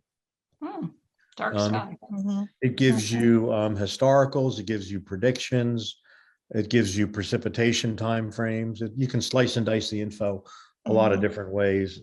I think I got the fancier one and paid a couple bucks for it, but for beekeeping, I think it's really important that you guys be in tune with weather and forecasts and Yes. planning. Yeah. Hi there. This is Pete Garibaldi. Had a quick question. Please, yes. Mhm. I have a unique situation. I have 7 hives. They're all doing terrific, starting the year off. Great. I haven't opened them up yet. It's been kind of chilly to do that. But I'm actually going to be away from the hives for the next 6 weeks after this weekend. If you were in my position and you had pretty thriving hives at this stage, would you, I was planning to put on boxes tomorrow while the weather's kind of warm, expanding them, preparing for, the expansion of the hives. But now with the cold weather coming, obviously they've got a bigger space now to heat. But if I don't do it now, then they're going to have to live with their full colonies all the way through till May. And I'm sure I'll end up with a fair number of swarms if I do that. How do you feel about adding just framed out empty boxes on top in preparation for what they're going to need in May? That's a tough one. Yeah, that's why I asked it. Maybe ask a beekeeper friend to help you out. That's what I would say. Yeah. Send a note into Northwest and we could solicit. I think the out time to is critical enough that you probably should reach out and get someone to help you. I think now is not the time to go 6 weeks without knowing what's going on. Where are you? Where do you live? I'm up in Lebanon, up near Oldwick. Oh, yeah. Lebanon hives or are- Lebanon Township.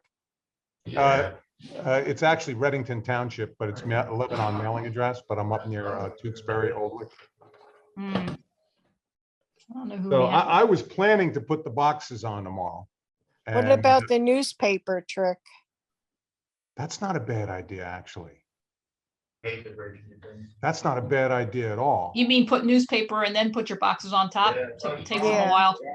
Well, I was actually going to put a queen excluder on between the two deeps that I have below that are pretty full. And then I was going to put queen excluder and then my boxes on top of that. But perhaps just for the next 4 days, put some newspaper in between to help contain their own heat during the cold weather coming. Yeah, that queen excluder, I would really worry about too much heat being lost. Just by itself, right? Yeah. But with Yeah. the newspaper, maybe not. And then they would probably swarm if you're not gonna be there for 6 weeks anyway, because the queen can't go Mhm. up, so they'd swarm anyway. Yeah, that's not a bad idea with the newspaper, because they're gonna take them a few days to chew through it anyway. And then they'll get the space in a few days that they need to kind of spread out, the Yeah, population. I just don't know how much heat will go through the newspaper and you lose heat. But it's not a bad idea. That's a tough one. If I were you, if you had any beekeeper friends, like I'm asking 3 beekeeper friends, I'm gonna be away for 4 weeks in May. And I'm asking 3 beekeeper friends in case I have a swarm to take care of it. So if you have know anybody up there who can help you out. That's the best. I do have somebody that could help, but it's, handling 7 hives is a fair amount of work to ask somebody. Peter, this is Alice Casey. I live in Lebanon Township area too. So if you need help, let me know. Okay, appreciate the offer. Mhm. Appreciate the offer. I think I'm going to take a shot at doing. I think the newspaper idea sounds really good. Set the colonies up, but put the newspaper in between the queen excluder and the upper boxes, and then see how it goes. I've been successful so far, so we'll see if this works too. Mhm. Do you have, are you insulated between your inner and outer cover at all? I'm insulated all the way around the outside boxes and the top box. So Okay, the new boxes I would be adding on top would not be insulated. but you'd still have the top insulation between the inner and outer cover though. That's correct. And I would also have the boxes down below are also still wrapped, and I was going to leave them wrapped through my return in early May. Okay, yeah, that well is good. That's helpful. It might be counterintuitive, but something is telling me you might get better thermal distribution if you take all of the insulation off rather than create a significant disparity with the new box. Does anyone agree with me or think I'm on the right track, or you think I'm crazy? I keep the top insulation on all year. To be Yeah, honest. but it sounds like he's got jackets. Yeah, I I've don't- got styrofoam plates around the outside just with bungee cord. Easy to take them off. Yeah, what I'm thinking is, and I could be completely wrong, is that you might create some kind of thermosiphon or something that aggravates and makes the top box that, but for the inner cover polystyrene, and it sounds like you might have, you might create a significant temperature disparity that disadvantages the new box that you put on that's not wrapped. I don't think so. The heat goes up. No. Heat goes up. Yeah, heat goes up. It'll fill that chamber. It'll feel it. I think Yeah. the top box will be okay. And I think Okay. the newspaper will hold the heat down for a few days. For a couple days, yeah. Yeah, Okay. and that might get me past this cold. Get you past the cold snap, and then they'll eat their way through and go use it. Right. Yeah. Yeah, by Thursday, we should be good. You know, the thing about it is if they're big enough, they can tolerate a couple cold days. They'll generate enough heat Mhm. that And hopefully. that was the other thing I was thinking of is, they're pretty good colonies right now. They're going to make a lot of, you can feel the heat come pouring out of these hives right now. Yeah, as soon as you take the roof off. Yeah, you just need that extra room for when you're gone. So That's right. Yeah, I Right. think that's a good plan. I might, you know what I might do even? I might do half of them with the newspaper and half without, and see how they work out. Okay. Yeah. Cool. Thank you. Great. Thank you, everybody. Thank you. That was fun. That was a fun think tank session there. Thank you. Sure. Yeah, kudos to Alice. That was really Yeah, good smart. job, Alice. That was a good idea. Yeah. Is really this good idea. Peter from Annandale? No. Originally No. from- Well, Okay. I live near. Well, if you need Annandale. help, let me know. I'm up in, I guess, your neck of the woods. All right. Well, thank you very much for the offer. Okay. Cool. What other questions do we have in the group? Yeah, Joe Swasteski here. I noticed with the registration this year, and maybe I overlooked it, but they were asking for hive markings this year. Is that new, or is they just like the site had asked you for how you mark your hives? I believe. Oh, that- yeah, I found that confusing. Yeah, I didn't know what they It was meant. new. It's Yeah, part of the it's new, and regulation. I didn't You know have what to they were have- talking Oh, about. Yeah. Well, they Yeah. wanted you, how are you going to mark it? So you either gave a picture or words, and so I guess I'm going to go out and put a number or your LLC or whatever you want on it. I don't know. Yes, so the new regulations require you to mark your hives in some insignia or something that identifies them as yours. And basically, they're just saying, what's your mark? Right. Right. Mhm. And is there a file upload for that? I can't remember. You, from what I remember, was you could upload an image, I guess if you had, or you just put I just put letters. I put what I'm just gonna write letters on it that mark it. Right. Maybe that's an infomercial for everybody getting a branding iron or something. Yeah. Because that could be That's quite That's a not bit a of, bad idea. yeah. Brand your hives. If I remember correctly, Megan said you could take a Sharpie and write something on the roof, as long as you write the same thing on every one of them. Yeah, that's what I was gonna That works do. too. Yeah, I think it's saying, hey, these are your hives, just to make sure. I guess it's a liability thing I remember reading about.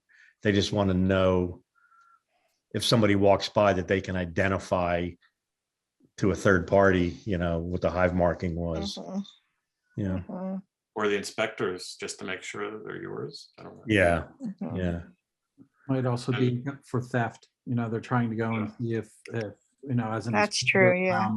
If they go and see something that's out there, to report it. Yeah. A lot of the new electronic monitors that incorporate GPS monitoring will send an alert, like the system I have will send an alert to your phone if your hive is moved like more than 4 inches, Mhm, presumably for theft. Yeah. Or for a bear, I guess. Yeah. mhm. Okay. And that was the only other thing I was going to mention. I had bears in my backyard the other day, so Oh, bait your fence. So Yeah. Now's the time to make sure your batteries are working and your solar charger is working. Mhm. In your fences.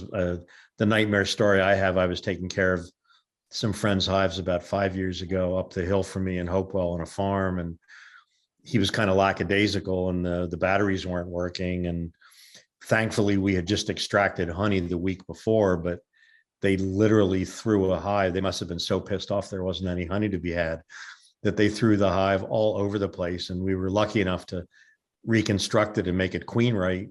But yeah, it's a great reminder that the bears are there. Oof. Yeah. Oh, John. John. Ugh. are you guys all up in Warren County, John and Joe? Where are you? We're know on you're- the edge, they call it. Joe, I think, is close by me in Lebanon Township, right? yep, down the road. Yeah, Yep. we have a lot of bears up here. Oh, my. I'm sorry. I got raided. They got me. Joe? John? John. That's God, John. yeah. I've been lucky. I put the fence in a number of years ago before I put hives on it, and they always come through here. We're like on a direct path, but they've never touched my hives. Mhm. No, that's the right way to go. We strongly always recommend build a fence before you set up your apiary. That's like Mhm. critical. Yeah.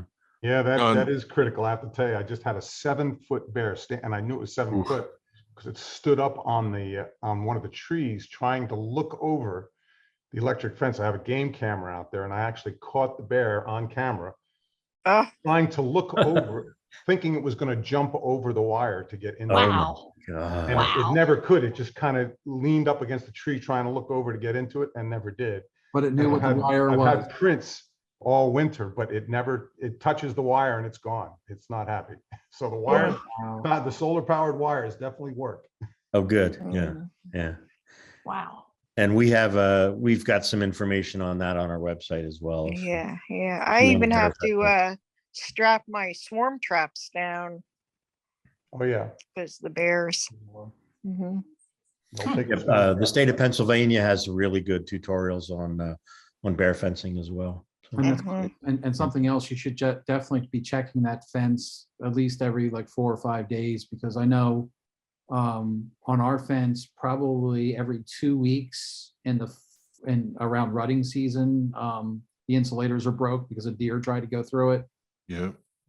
Yeah, so constantly be going out, and there's actually a thing that you can go and buy. If you can see where your fence is, you can get a light that you can put it on the electric fence and it'll blink every time the fence goes off. Mhm. Yeah, last year we had a deer got caught in the electric fence. I had a netted one and the deer dragged the whole netting fence electric into the woods. So we had to reset everything up. Yep.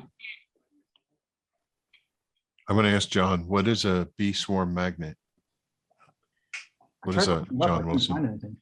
They have it on, they have lots of pictures of that around. It's real simple. It's like a 5-gallon plastic lid with a piece of wood underneath it. You hang that whole thing from a lanyard, and typically you have one frame, Oh, like yeah, a okay, I know what you mean. frame hanging from it. And they'll go to that rather than the tree if it's close, and they'll actually start to build up comb on it. So they'll stick around it for a bit. Okay, yeah. Like I know Bob what and you I mean had now. that Let one me swarm explain it. under Eve. Okay, any last call for questions? Thank you. Last call for action. Yeah, In the bee yard, it is late March, mid-March. go ahead. What's that? Oh, Jimmy. okay. Great. Thank you all so much. Thank you especially to Jean, Kevin, and Bob, our master beekeepers in A residence. pleasure. Wonderful presentations, learned a lot. The resources will be available for you to peruse after we post them. Give us a little bit of time to do that. And as always, you can send us emails or call me or anybody directly if you got questions or things we can do to help in any way. We are here to serve and to educate and to help. And looking forward to another wonderful season as things warm up. I know the maples in my back, and there's about 1,000 acres of woods behind me. Things are exploding. It's just Yeah, the awesome. tulip poplars. Yep. The tulip poplars, yeah, the peepers came out about a week ago. Yep. So things are off and running. It's just awesome. It's a great time of year. Yeah. So the next membership meeting is when? Do we The know? next one will be Saturday on the 9th with the rain date of the 10th at 11 o'clock at Valley Crest. And we'll be teaching, among other things, how to install a package. And Okay. we'll do some forensics on the existing hives and see how things Yeah. overwintered. And it'll be a great instructional session, as they always are. And the people who are getting nukes, will that be instructed too? Do you Well, think? nukes won't be available. It's just packages right now. Okay, And people who have ordered from Stan and Fran should be in contact with them so they can know when to come the day before to pick them up. right, yeah, Yep. And we'll be doing our demonstration the following day on Saturday with the rain date of Sunday. And then the next meeting after that, hold the date, is Saturday, May 21st for another session at the Mentoring Hives oh, good. at Valley Crest. Real quick question, if Yes. Stan and Fran are still on, Stan and Fran, is it still possible to buy packages? You're muted, Stan, sorry. Yes, we're still taking some orders. No Okay, problem. great. Okay. So for any of you who have friends or if you yourselves have decided for whatever reason you took inventory and have a dead out or want to grow a little bit, it sounds like Stan and Fran have a little bit. They've got some resources for us to give them a call and make a reservation as soon as you can for packages. Thank you for that, Stan and Fran. Anything else? Okay, terrific meeting. Thank you all so much. Really appreciate all that everybody does, and we'll talk to you soon. Okay, thank you. Good night, Good everyone. night. Thanks again. Thanks so much. Good night. Good night, all. Be well.